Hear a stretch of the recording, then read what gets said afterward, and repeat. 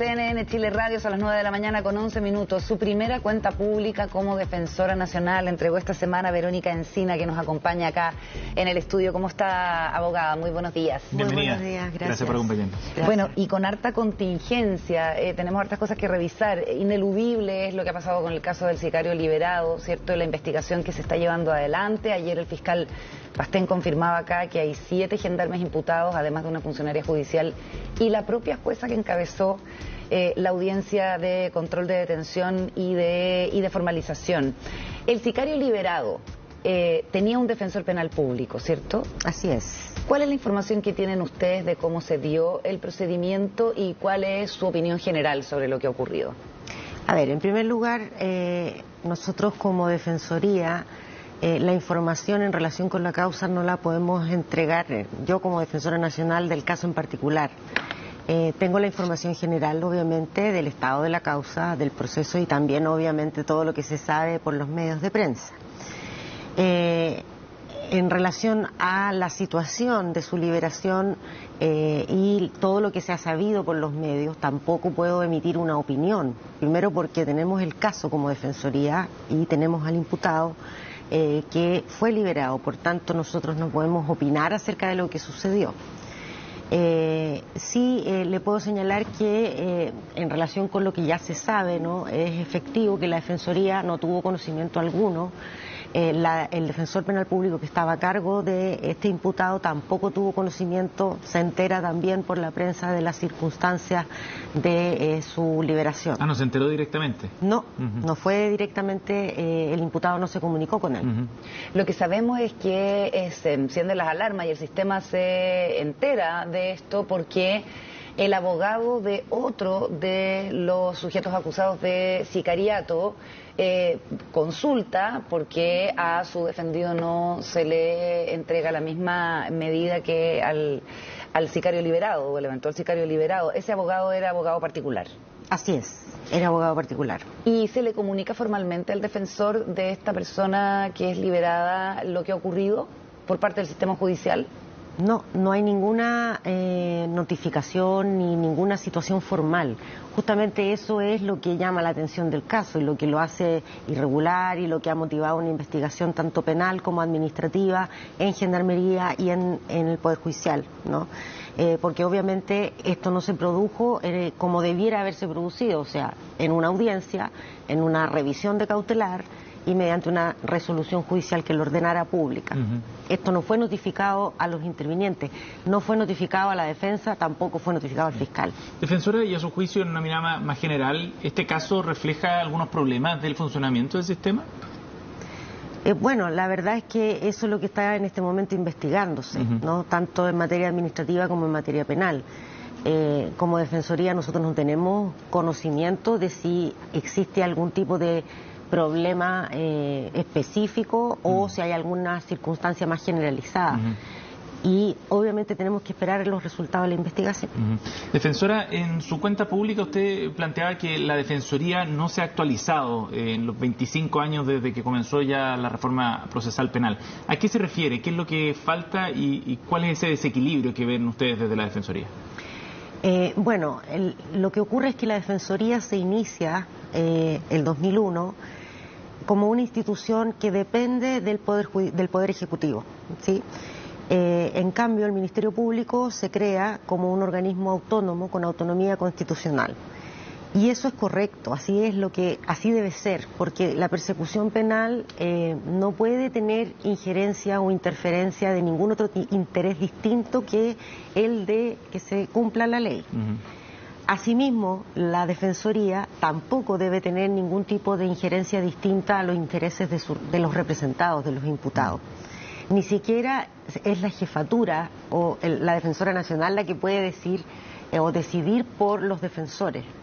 Los defensores se deben a sus representados y por lo tanto el resguardo de las garantías y de los derechos de los ciudadanos se ve adecuadamente resguardado a través de la autonomía institucional y eso no ha ocurrido. Además de eso, que eso viene desde el principio y es un desequilibrio estructural con el cual partió la reforma procesal penal, además el Ministerio Público se ha ido fortaleciendo en estos 20 años y ya tiene casi ya está a punto de dictarse una tercera ley de fortalecimiento del Ministerio Público que implica mayores recursos, mayor dotación, mayores facultades, y una ley que ya se acaba de aprobar, que es la Ley de Fiscalía Supraterritorial, que implica un cambio muy importante en la forma de tramitar las causas. Y la defensa, porque implica que se crea una fiscalía que está más allá, tal como lo dice el nombre, de las competencias de las distintas cortes de apelaciones de las regiones del país.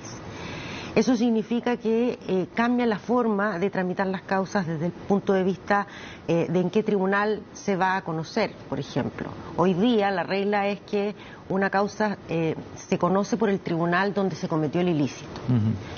Cuando entre en vigencia la Fiscalía Supraterritorial, la Fiscalía le va a poder pedir a la Corte Suprema que cambie la jurisdicción a la Corte de Apelaciones de Santiago cada vez que lo estime necesario.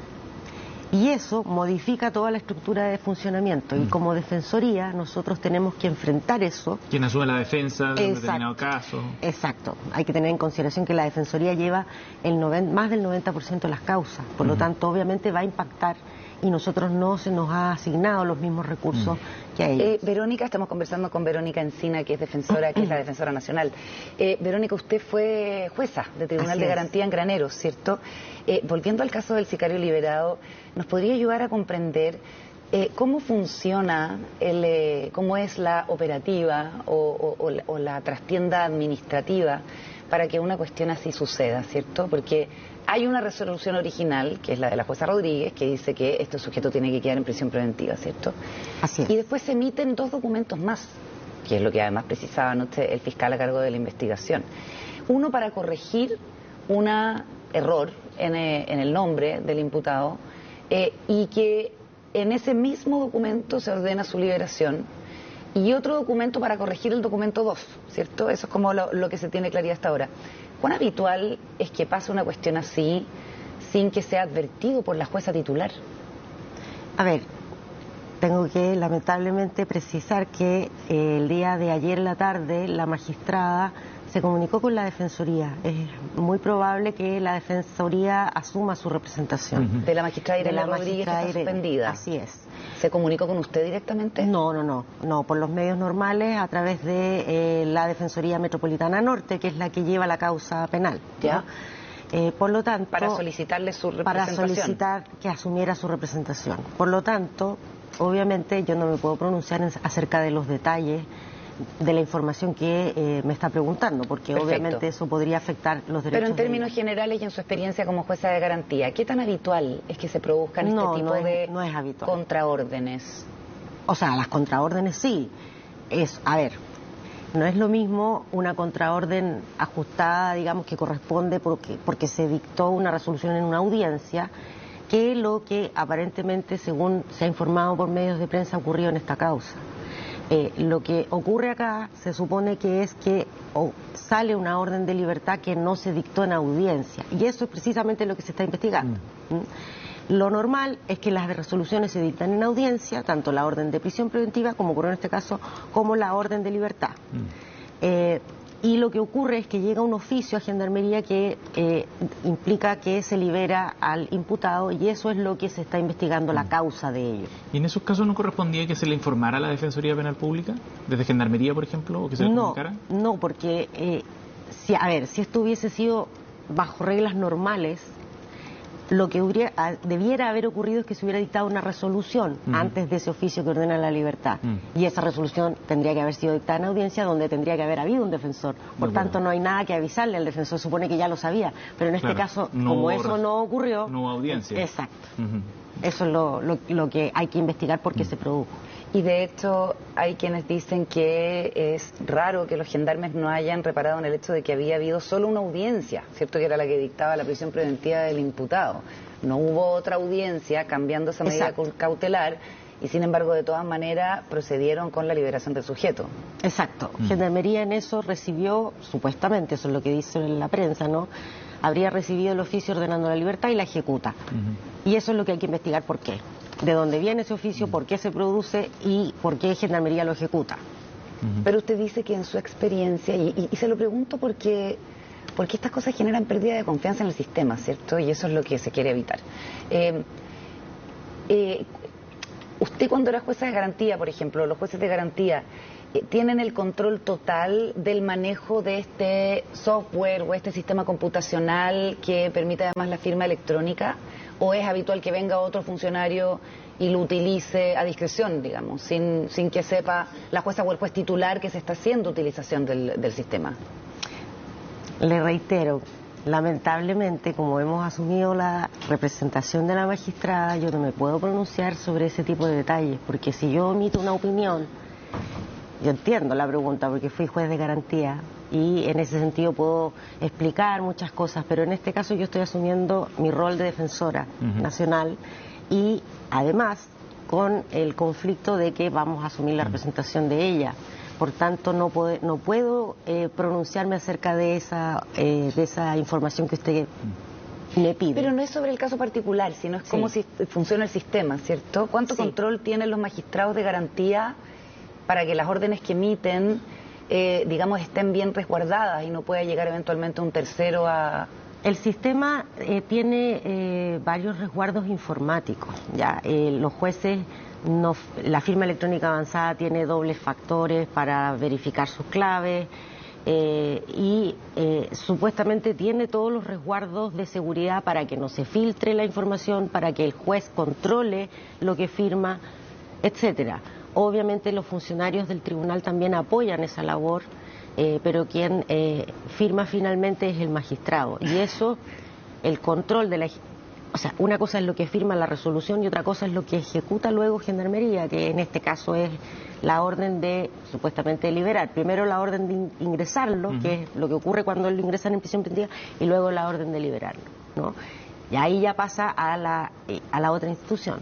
Pero efectivamente hay controles informáticos para poder tener la certeza de que quien firma es el magistrado y no una persona que la está suplantando o alguien que está actuando por ella. Que está haciendo mal uso eventualmente. Exactamente. Defensora, el panorama criminal ha cambiado mucho en los últimos años. Han surgido bandas criminales que no conocíamos, mucho más violentas, los tipos de delitos son distintos. ¿Qué desafío ha significado para la Defensoría asumir, cuando usted dice que asumen el 90% de las causas, me imagino que muchas de ellas están vinculadas precisamente a los sujetos apuntados por como integrantes de estas bandas criminales? ¿Qué desafío ha significado para la Defensoría ese cambio? Ha sido un tremendo desafío porque no solamente hemos tenido que asumir, como siempre, no la defensa de la gran mayoría de las causas, sino que ha habido modificaciones en la forma de tramitarlas incluso. O sea, no solo se ha complejizado, por así decir, la forma de cometer los delitos, sino que también las investigaciones se alargan, se hacen más complejas, hay más imputados, los juicios son muy largos. Hoy día, por ejemplo, estamos en el juicio en la defensa de Carabineros, del gran fraude Carabineros. Es un juicio que ha durado 3 años. Con 4 defensores que han tenido que estar dedicados a eso durante 3 años, digamos. Entonces, nos vemos enfrentados a exigencias cada vez mayores y para eso, bueno, la Defensoría enfrenta ello con capacitaciones, con especialización y sacando el jugo a los pocos recursos que tiene, digamos. Esa es como la... Pero ustedes han visto un alza, de criminalidad organizada en el número en la cantidad de defendidos que tienen a su cargo. La Defensoría recibe más o menos la misma evolución estadística que se ve en general, ¿no? Han aumentado las penas de los delitos, ha aumentado la cantidad de delitos graves que se imputan y obviamente a nosotros también nos aumentan los imputados por crimen organizado, por delitos complejos como este que le menciono de Carabineros, etcétera, ¿no? Entonces sí, nos ha tocado enfrentar eso también. Y les toca lidiar también con integrantes de organizaciones que son mucho más poderosas también, desde el punto de vista de su operación. Tienen más recursos, son más violentos. ¿Eso significa algún problema para ustedes? Hasta ahora nosotros no hemos tenido mayores dificultades en relación con la seguridad de los defensores, por ejemplo, o con afectación de su... ¿No ha habido amenazas, por ejemplo, contra los defensores o castigos por no obtener algún tipo de resultado jurídico? No hemos tenido ninguna situación de ese tipo. Ahora, de todas maneras los pone en una situación bien compleja esto, en un sistema que ha sido criticado por muchos como un sistema que es garantista en general desde los inicios de la reforma, no ahora, los sitúa a ustedes en una situación bien compleja, porque ustedes tienen que defender a sujetos que hoy día son señalados como los responsables de una crisis de seguridad como no habíamos visto en décadas acá en Chile también. ¿Cómo asumen ese rol cuando toda la ciudadanía lo que exige es más mano dura y ustedes, probablemente cumpliendo con su mandato y con su rol, tienen que tratar de que no se aplique quizá eventualmente los castigos más severos o buscar la mejor condición para sus defendidos, incluyendo estos criminales? Así es. Bueno, la Defensoría defiende a todos los ciudadanos que son imputados de un delito. Las personas no son criminales hasta que se les condena y hasta que se establece mediante una sentencia que son autores de un delito. Todos estamos amparados por la presunción de inocencia y cualquiera de nosotros puede ser acusado o imputado de un delito, desde un manejo de estado de ebriedad, un cuasidelito en un choque, un atropello, hasta crimen organizado. Y todos los delitos y todas las personas tienen derecho a la presunción de inocencia y tienen derecho al debido proceso y a un abogado defensor. Y eso es lo que entiende la Defensoría. Pero a ojos de la ciudadanía es complejo entender eso. Exacto, y por eso lo tenemos que explicar. Porque la evidencia puede ser sumamente contundente. Se consiguen penas en el caso de los gallegos, por ejemplo, en el norte, penas que son históricas por cientos de años de cárcel, lo que significa que había evidencia muy contundente y ustedes con esa evidencia tienen que hacer su trabajo y que es defender a sujetos peligrosísimos para la sociedad. Exacto, y así como hacemos eso y en esos casos son condenados, también tenemos en 2024 1.874 personas que estuvieron en prisión preventiva y que no fueron condenadas. De esas 1.874 personas, más de 600 estuvieron en prisión preventiva más de 6 meses y fueron absueltas o el Ministerio Público decidió no perseverar. O sea, su estatus de inocencia no se vio alterado, pese al proceso penal y a la imputación. Bueno, y eso por supuesto. Eso es el rol de la Defensoría. La Defensoría no siempre va a alegar inocencia, no siempre va a decir que la persona es inocente, porque eso depende de la situación.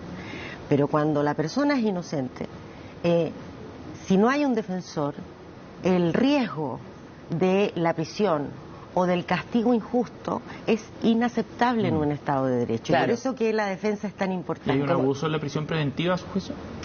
Nosotros creemos que ha habido un aumento sostenido que afecta gravemente los derechos y afecta gravemente la presunción de inocencia. Y no solo la Defensoría, el mundo académico, incluso hasta el Ministerio Público, hemos manifestado nuestra preocupación por el uso abusivo de la prisión preventiva. La Defensoría lo viene diciendo hace ya muchos años.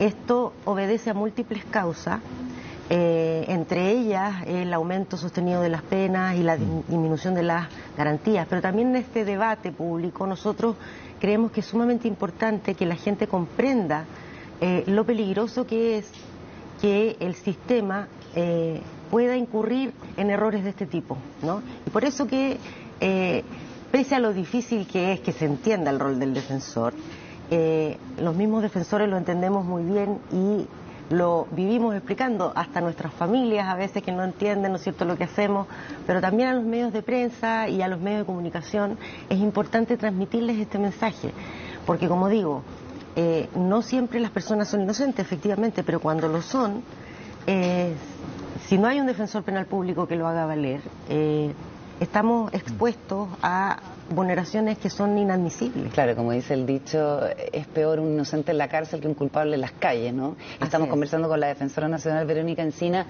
Yo quería preguntarle a propósito de la mirada crítica que tiene del uso de la prisión, del abuso de la prisión preventiva, por la situación de las cárceles. ¿Cuál es la opinión suya como defensora de lo que está ocurriendo con opiniones de que el Estado no está operando en algunas cárceles y de que finalmente la falta de segregación lo que hace es empeorar el problema? Bueno, nosotros hemos manifestado eso en reiteradas ocasiones también. Efectivamente, uno de los problemas que genera el uso abusivo de la prisión preventiva es el hacinamiento carcelario. El hacinamiento carcelario no solamente afecta los derechos de las personas que están privadas de libertad, que obviamente se ven vulneradas, sino que también incluso afecta pone en riesgo la efectividad del mismo sistema. El hacinamiento, y esto lo ha hecho ver incluso Gendarmería de Chile, lo ha hecho ver nosotros,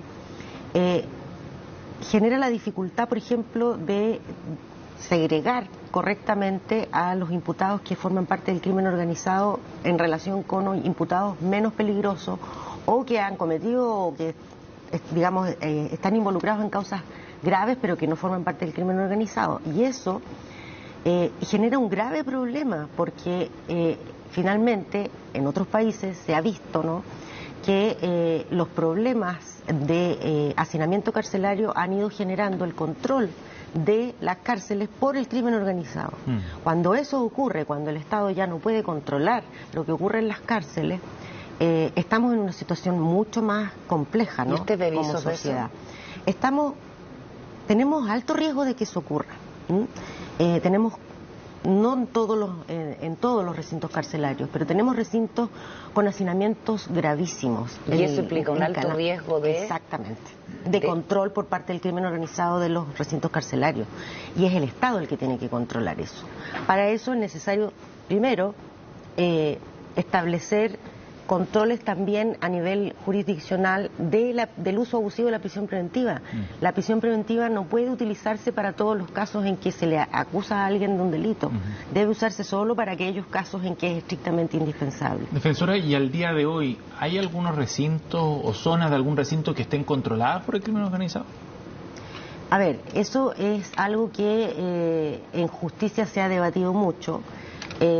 Nosotros observamos con preocupación, por ejemplo, lo que ocurre en el recinto de Santiago I, donde ¿qué está pasando ahí? Allí tenemos graves vulneraciones. Nuestros representados, por ejemplo, les cuesta acceder a sus defensores, porque cuando los visitan sus defensores en la cárcel, a veces se ven impedidos de acceder a ellos porque otros imputados les cobran por acceder a su abogado, por ejemplo. Y esa es una situación que nosotros hemos denunciado permanentemente, hemos hecho denuncias al Ministerio Público y hemos hecho ver esto también ante la misma institución de Gendarmería, hemos recurrido de amparo, porque esto genera graves vulneraciones a los derechos de nuestros representados.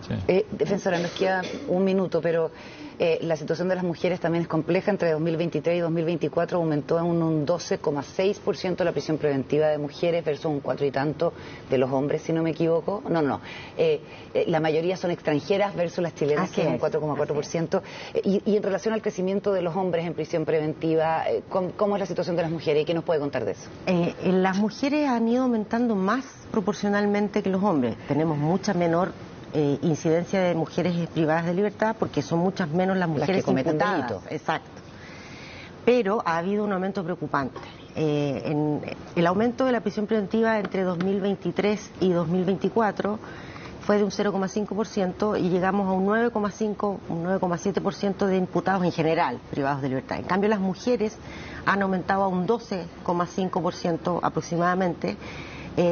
Y ahí, como señalaba Carolina, efectivamente las mujeres extranjeras también tienen un porcentaje mayor. O sea, si se imputa un delito a una mujer, si es extranjera, tiene muchas más probabilidades de quedar en prisión preventiva. ¿Y por qué delito? Ese es el problema. La mayoría de las mujeres, en general, privadas de libertad, es por ley 20.000, pero no por delitos de alta gravedad. En general se trata de microtráfico o delitos de menor gravedad. Igual que pasa con las mujeres chilenas. Así es. Y lamentablemente, no necesariamente la gravedad del delito es la que hace que, la mayor gravedad del delito es la que hace que las mujeres extranjeras queden en prisión preventiva, sino que en la gran mayoría de los casos se debe precisamente a su condición de extranjera por el hecho de no tener, como se dice en nuestra jerga, arraigo nacional, no tener un trabajo estable, no tener familia, un domicilio, porque precisamente al estar en una condición de vulnerabilidad por ser inmigrante, eso genera una situación que justifica lamentablemente su encarcelación. Y eso entendemos como institución que es altamente complejo, ¿no? Porque hay doble vulneración, la condición de mujer, la condición de migrante y en este caso imputada de un delito. La defensora nacional Verónica Encina ha estado con nosotros aquí en CNN Chile Radio. Gracias por haber venido, Verónica. Muchas gracias. Muchas gracias, Verónica, muy interesante. Gracias. Son las 9:36, hacemos una pausa y ya seguimos con más.